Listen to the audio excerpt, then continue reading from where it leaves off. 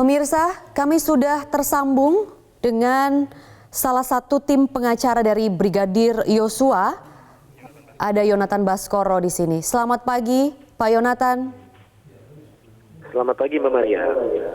Iya, Pak Yonatan, ini jelang sidang dari Richard Eliezer, sidang perdana sebagai justice kolaborator. Dan ini merupakan yang dikatakan adalah saksi mahkota, saksi yang ditunggu-tunggu. Apa pendapat Anda mengenai sidang kali ini?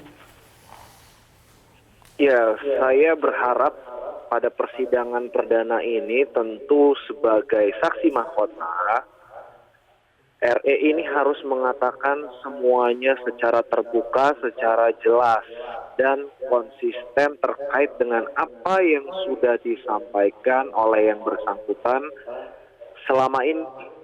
Karena ini akan membuka titik terang di dalam penanganan dan proses penegakan hukum kasus ini.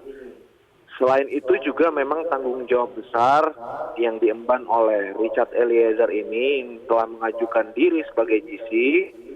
Karena itu kalau tidak jujur dan berbelit-belit, itu bisa saja GC-nya dicabut begitu. Dan itu juga akan memperburuk keadaan. Tetapi dengan mampu berkata yang jujur dan membuka terang semuanya, tentu itu akan menguntungkan bagi Richard Eliezer ini sendiri. Begitu, Mbak.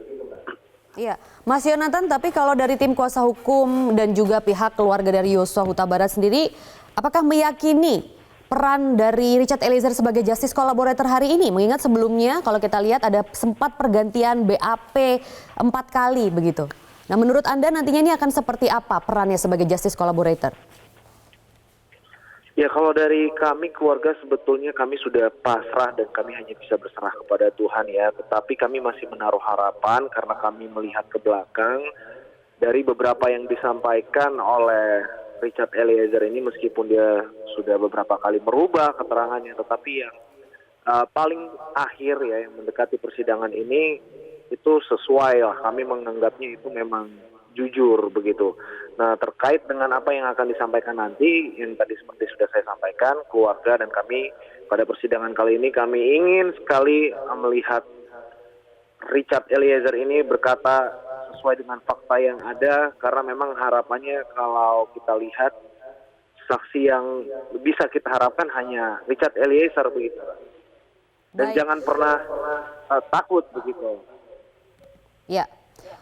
Mas Yonatan, mungkin kami juga ingin meminta tanggapan Anda terkait persidangan kemarin begitu ya, terkait surat dakwaan yang dinilai obskur libel, kemudian dengan konkretnya tuduhan pelecehan seksual yang masih juga dibahas di pembacaan dakwaan kemarin. Bagaimana pendapat Anda? Tapi mungkin harus ditahan dulu, Mas Yonatan, tetap bersama kami pemirsa, jangan kemana-mana. Breaking News Metro TV masih akan kembali selepas jeda berikut. Dan kita masih tersambung dengan salah satu tim kuasa hukum dari Yosua Huta Barat, ada Yonatan Baskoro.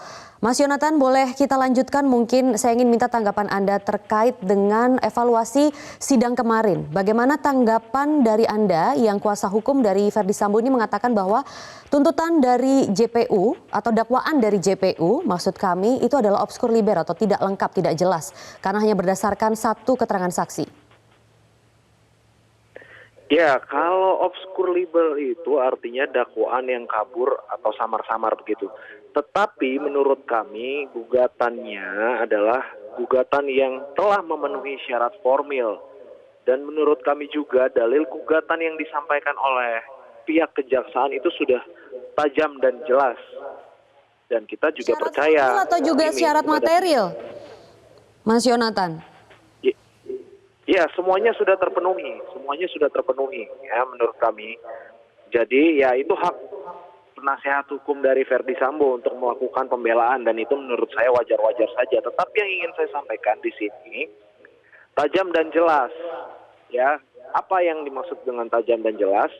Urutan kronologis, tempus, lokus sudah jelas, kemudian sudah ada orangnya, kemudian di sini juga bisa kita simpulkan dakwaan dari kejaksaan ini, ya, ini ada dua menurut saya. Yang pertama, pembunuhan berencana itu sendiri tidak terelakkan, dan kemudian yang kedua adalah bahwasannya memang otak dari segala pembunuhan ini adalah Verdi Sambo. Baik. Kemudian Mas Yonatan terkait dengan konsistensi dari kuasa hukum yang mengatakan bahwa masih terjadi pelecehan seksual. Tanggapan Anda?